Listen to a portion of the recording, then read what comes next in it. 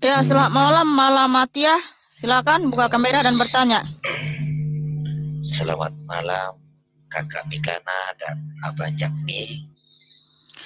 Mohon maaf Bang, buka kamera dulu baru bertanya Pak. Oke, baik.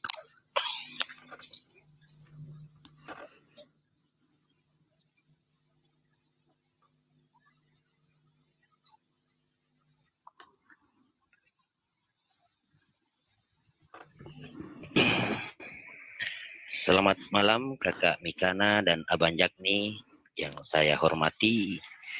Saya datang ke sini untuk bertanya juga. Bukan untuk berdebat. Ya, baik, silakan. Di sini saya melihat temanya Yesus Allah Maha Kuasa.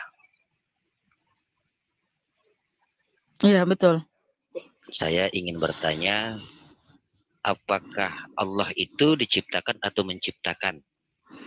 Yesus Allah itu menciptakan atau diciptakan?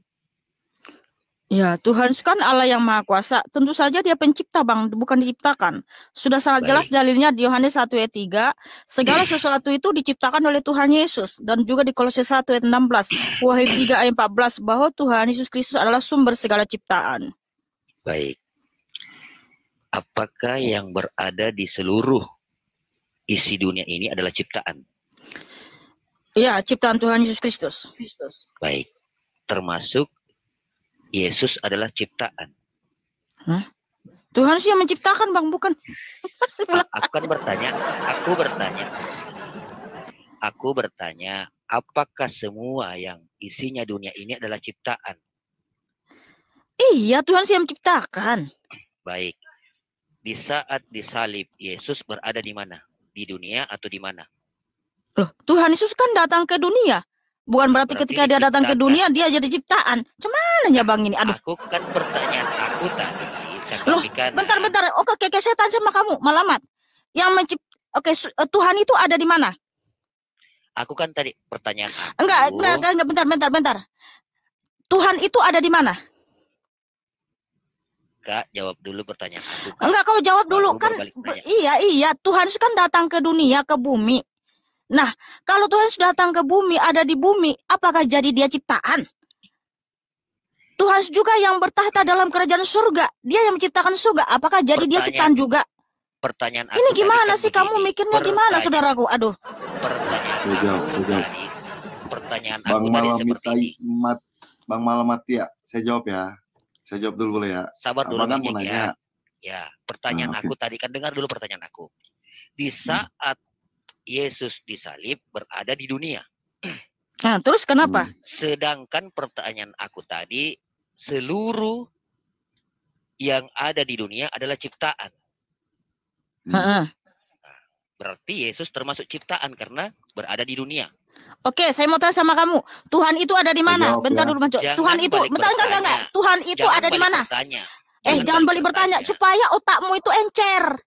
Otak aku encer. Loh, kalau encer kamu jawab Tuhan ada di mana? Aku datang di sini. Tuhan itu ada di mana? Kamu jawab dulu. Kamu jawab Tuhan itu ada di mana?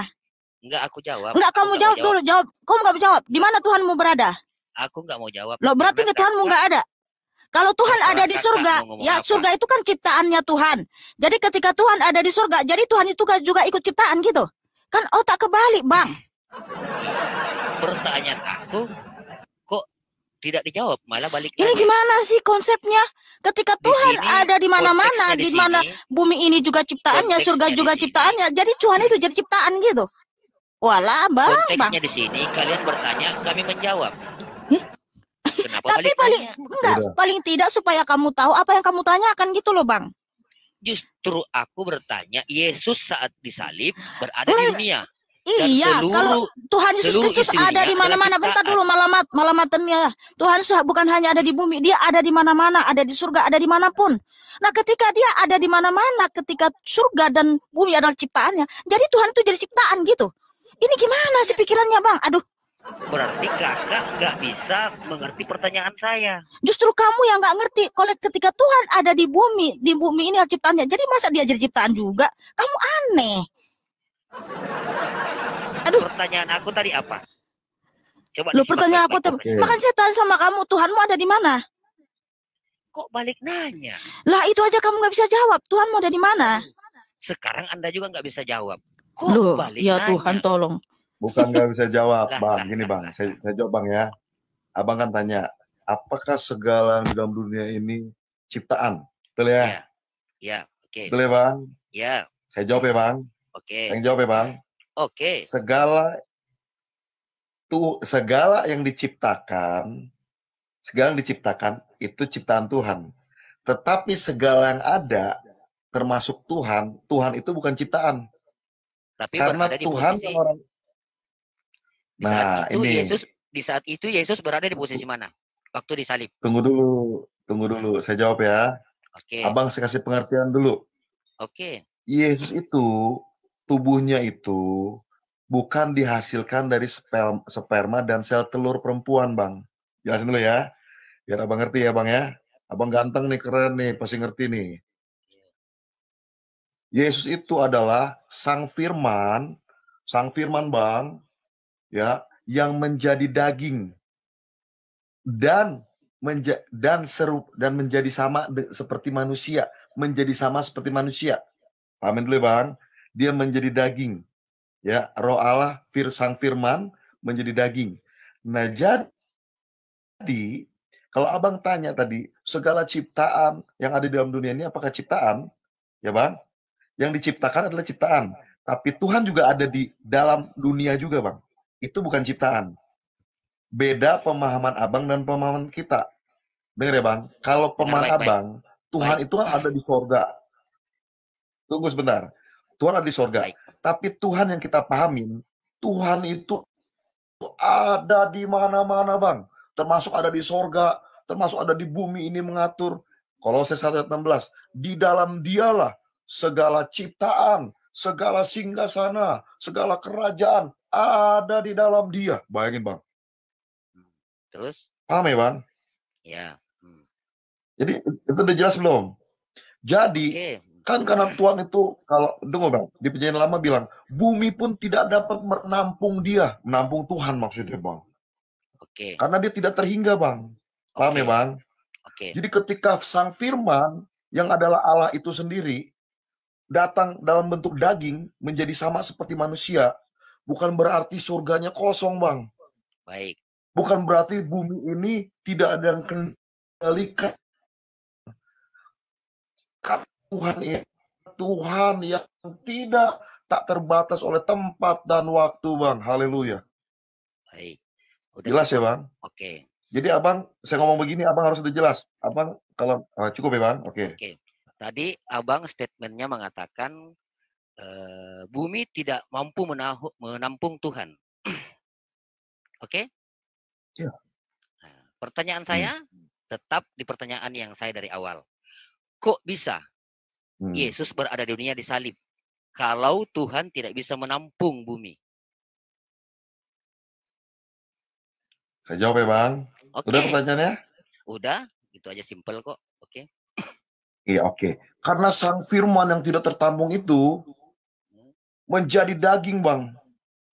Menjadi sama seperti manusia. Secara manusia, dia sebenarnya secara ilahi, dia tidak terbatas, Bang. Tapi menjadi terbatas, Bang. Alkitab katakan dia turut mengambil dia turut mengambil bagian dari kelemahan dia juga kita, merasakan kelemahan-kelemahan kita. Dia juga merasakan kelemahan-kelemahan kita. Artinya dia benar jadi serupa dengan manusia, sama seperti manusia, Bang. Sama seperti manusia. Maka dia bisa disalib. Tapi, Bang, kalau dia nggak datang dalam bentuk daging dan menjadi sama seperti manusia, Bang, dengar baik-baik, Bang ya. Jangankan kita, Bang, ngelihat dia, Bang. Ngedengar suaranya aja, Alkitab katakan kita bisa mati, Bang. Paham ya, Bang? Berarti statement Anda yang tadi bumi tidak bisa menampung Tuhan, itu kayak gimana? Itu kan secara ilahinya, Bang. Jangan secara ilahi. Ini jangan secara ilahi. Omongan Anda. Ini secara omongan Anda tadi. Mengatakan bumi tidak mampu menampung Tuhan. Itu secara rohnya, Bang. Ini Anda kemakan dengan omongannya sendiri. Bukan kemakan. Dia itu mengambil rupa seorang hamba. Tunggu sebentar, saya ngomong dulu. Dia mengambil rupa seorang hamba, Bang. Seperti manusia pada umumnya. Itunya terbatas, Bang. Dia lapar, dia haus, dia ketiduran, dan lain sebagainya, Bang ya.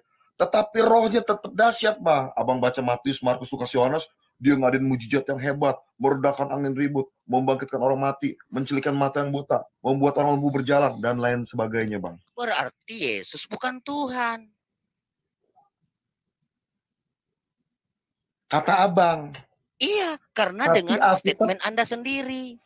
Bukan, tapi Alkitab sudah mengajarkan. Dengarkan Bapak, Sudah omongan menulis omongan Anda tadi mengatakan bumi tidak akan mampu menampung Tuhan. Iya. Iya, kan Sedangkan Yesus di saat itu berada di mana? Malamatya. Iya. Kamu nggak nanggap apa yang dijelaskan Bang Jack. Jadi gini, di Yesaya 66 ayat 1, firman Tuhan, bumi ini aja tumpuan kakinya, ya, dan langit atau surga itu adalah tahtanya. 1 Timotius 6 ayat 16, bahwa dia adalah cahaya terang yang tak terhampiri. Jadi kalau Tuhan Yesus datang dalam keadaan yang sesungguhnya, dengan wajah yang sesungguhnya, dengan segala kekudusan dan kebesarannya, kita akan hangus terbakar. Jangankan kita, bumi ini aja nggak mampu ya. Matahari aja akan hancur lebur. Jadi supaya dia bisa datang memberikan darahnya yang kudus, dia harus menjadi manusia. Sebab apa? Manusia itu bisa selamat, bisa bangkit lagi dari debu kematian, harus melalui darah yang kudus. Jadi, makanya sudah terbukti Tuhan itu memberi pengampunan. Dan sekarang manusia ada bangkit dan mereka ada di surga. Gitu. Tuhannya Anda ini pernah mati dan bangkit gitu. Betul. Ribet amat Tuhan Anda ini mati bangkit lagi. Nah, itulah bukti bahwa Tuhan Yesus itu adalah Maha Pengasih dan Maha Pengampun. Sudah terbukti pengorbanannya untuk kita manusia supaya kita selamat hidup kekal abadi. Itu buktinya bahwa Tuhan kami itu Maha Pengampun. Ada bukti gitu, ada real. Terus waktu disalib itu kenapa mesti disalib itu? Kenapa mesti berkorban disalib seperti itu? Oke, jadi gini. Tuhan Yesus Kristus kan ketika datang ke dunia menjadi manusia, di Yohanes 1 ayat 10 sampai 13 tertulis ya. Dialah yang menjadikan dunia. Dialah yang menciptakan manusia. Dia datang kepada milik kepunyaannya, tetapi milik kepunyaannya itu tidak menerimanya dan mengenalnya. Ya, makanya ketika Tuhan menyatakan, aku dan Bapa adalah satu, akulah yang memberikan hidup kekal, akulah yang datang di atas awan-awan, akulah sang Mesias, itu orang Yahudi marah. Di pikiran mereka yang mereka lihat itu hanya manusia. Itu di pikiran orang Yahudi. Ya kau dengar dulu. Makanya manusia. Iya, makanya dengar. Ya, di pikiran mereka, loh dia kan hanya manusia, kenapa dia mengaku dia adalah Tuhan dan Allah? Makanya dia disalib. Tapi apakah Tuhan Yesus berdusta? Dia adalah Tuhan dan Allah? Tidak, dia Tuhan Yesus tidak berdusta. Kenapa? Dibuktikan melalui karya-karya dan perbuatannya. Sebab apa? Ketika Tuhan Yesus mati, ya, dia berkata di atas kayu salib, tetelestai, sudah selesai. Artinya hutang dosa kita sudah dibayar lunas dengan darahnya yang kudus. Terbukti ketika darahnya, dengar dulu, bentar, jangan dipotong ya, jangan dipotong. Ketika Tuhan Yesus memberikan pengampunan di atas kayu salib, Tuhan Yesus berfirman di Matius 26:28, inilah darahku yang ditumpahkan bagi banyak orang untuk pengampunan dosa. Terbukti, bukan sekedar ucapan. Buktinya mana? Ketika Tuhan Yesus ya memberikan darahnya di atas kayu salib, darahnya itu tercurah ke bumi, ya, pintu kerajaan maut terbuka. Tuhan Yesus turun ke alam maut. Di alam maut Tuhan Yesus ngapain? Dia membebaskan manusia-manusia yang telah mati di zaman perjanjian lama. Sehingga ketika Tuhan Yesus bangkit, mereka pun ikut bangkit. Kenapa? Tuhan sudah memberikan pengampunan melalui darahnya yang kudus. Sehingga tertulis di Matius 27 ayat 50 sampai 53, kuburan-kuburan banyak terbuka. Ketika Tuhan Yesus bangkit, mereka pun ikut bangkit dan sekarang mereka ada di kota kudus, yaitu surga. Ya, Efesus 4 ayat 8 sampai 10. Ketika Tuhan Yesus turun ke alam maut, dia juga membawa tawanan-tawanan, artinya manusia-manusia yang telah mati itu, sehingga mereka ikut bangkit dan sekarang mereka ada di surga. Nah, itu bukti bahwa Tuhan itu Maha Pengampun dan dia terbukti adalah Tuhan dan Allah yang Maha Kuasa, ya. Itu yang pertama, bukti kemuliaan Tuhan Yesus Maha Kuasa, ya. Ini kenapa ini feedback aku? Bang Jack, mungkin di-mute dulu. Yang kedua, bentar. Tuhan Yesus tidak berbohong bahwa dia itu Tuhan dan Allah. Mana buktinya ya? Ketika Tuhan Yesus menyatakan di Yohanes 11, Lazarus yang mati membusuk 4 hari. Lazarus bangkit, langsung bangkit. Ya, anak Yairus di Lukas 8, Tuhan Yesus berfirman, anak muda bangkitlah, bangun, langsung bangun, rohnya langsung kembali. Dan kuasa itu berasal dari dirinya sendiri ya, di Lukas 8 ayat 41 ya. Karena apa? Tuhan Yesus Kristus itulah Tuhan Allah yang Maha Kuasa. Dia bukan berdusta, dia bukan berbohong. Makanya ketika Tuhan Yesus menyatakan, pergi beritakanlah Injil, jadikan semua bangsa muridku. Ya, karena tanda ini akan menyertai orang yang percaya, orang yang memberitakan Injil ya. Mereka akan mengusir setan dalam nama Tuhan Yesus, menyembuhkan penyakit ya, dan juga bisa membangkitkan orang mati. Makanya Rasul Paulus, Rasul Petrus bisa membangkitkan orang mati. Digigit ular yang sangat beracun nggak mati. Karena apa? Terbukti Tuhan itu Maha Kuasa. Dialah yang memberikan kuasa itu kepada rasul-rasulnya, kepada nabi-nabi. Makanya Nabi Musa bisa membelah lautan, itu kuasa dari Tuhan Yesus. Jadi Tuhan Yesus itu nggak berdusta, dia itu Tuhan, dia memang benar, Tuhan yang sejati. Kalau cuma ngaku-ngaku dia Tuhan dan Allah, ya banyak, tapi nggak ada buktinya. Tapi Tuhan Yesus ada buktinya, saudaraku. Kuasa mujizat terjadi dalam nama Tuhan Yesus, saudaraku. Nah, gitu. Buka mute dulu tuh. Kamu ngomong buka mute dulu tuh. Sorry ya, tadi Tuhan Yesus yang mengatakan ada kuasa keluar dari diriku, itu Lukas 8 ayat 46. Karena faktanya Yesus adalah manusia. Kalau Tuhan ada seorang Tuhan. Dengar, gantian ngomong dong. Ya, oke. Gantian dong ngomongnya. Ya. Karena faktanya Yesus adalah manusia. Kenapa kalau Tuhan mau menyiksa diri menebus dosa sampai disiksa seperti itu? Tadi kan sudah dijelaskan, Tuhan Yesus memberikan darahnya yang kudus. Bentar. Tuhan Yesus itu terbukti Tuhan yang Maha Kuasa. Karena apa? Dia membangkitkan orang yang sudah mati sehingga mereka bangkit dan sekarang dari surga. Itu buktinya dia Tuhan yang Maha Kuasa. Nah sekarang mana bukti bahwa Tuhanmu itu sudah memberikan kalian pengampunan? Kalau kamu cuma menuduh Tuhan Yesus itu, bentar dulu, kau dengar? Saya tidak pernah menuduh. Enggak, tadi kan kau bilang Tuhan itu hanya manusia ya, sampai disiksa gitu.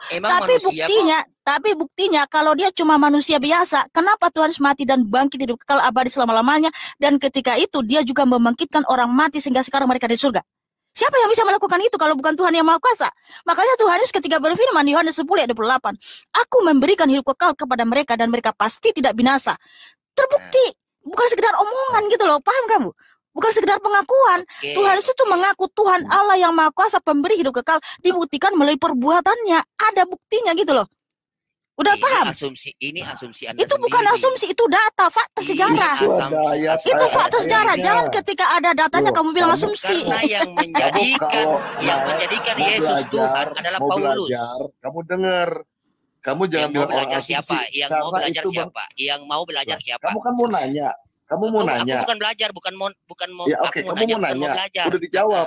Oke, kamu udah nanya, dijawab. Dijawab pakai dasar dalil, bukan asumsi. Iya. Oke. Nah, terus? Apa lagi? Di sini makasih, aku mau belajar. Aku nggak pernah mau belajar di sini. Aku mau nanya, bukan mau belajar. Ya, pertanyaanmu kan sudah kita jawab. Kan? Berdasarkan data lo, ada dalilnya tadi saya kasih ya. Matius 27 ayat 50 sampai 53, Efesus 4 ayat 8 sampai 10, Mazmur 68 ayat 18 sampai 23 ya. Di mana raja dan nabi dan rasul melihat Tuhan Yesus memberikan pengampunan kepada manusia sehingga manusia itu mati dan bangkit. Sekarang ada di surga, itu buktinya. Siapa yang bisa melakukan itu kalau bukan Allah itu sendiri?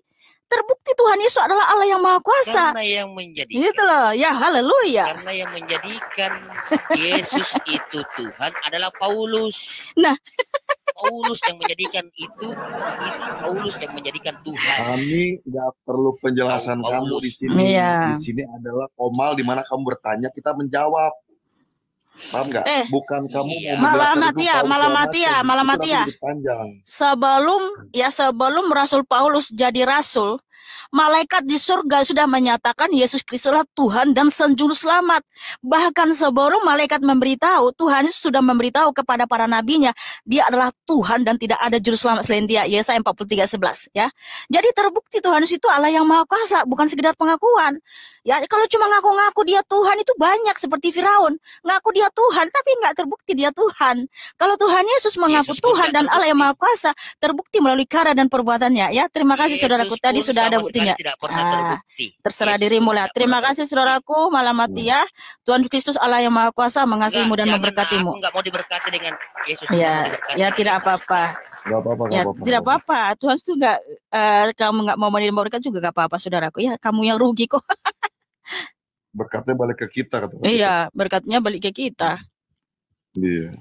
Udah dikasih data karena nggak bisa bantah. Akhirnya Bala bilang nih, Paulus yang bilang Yesus itu Tuhan. Aduh.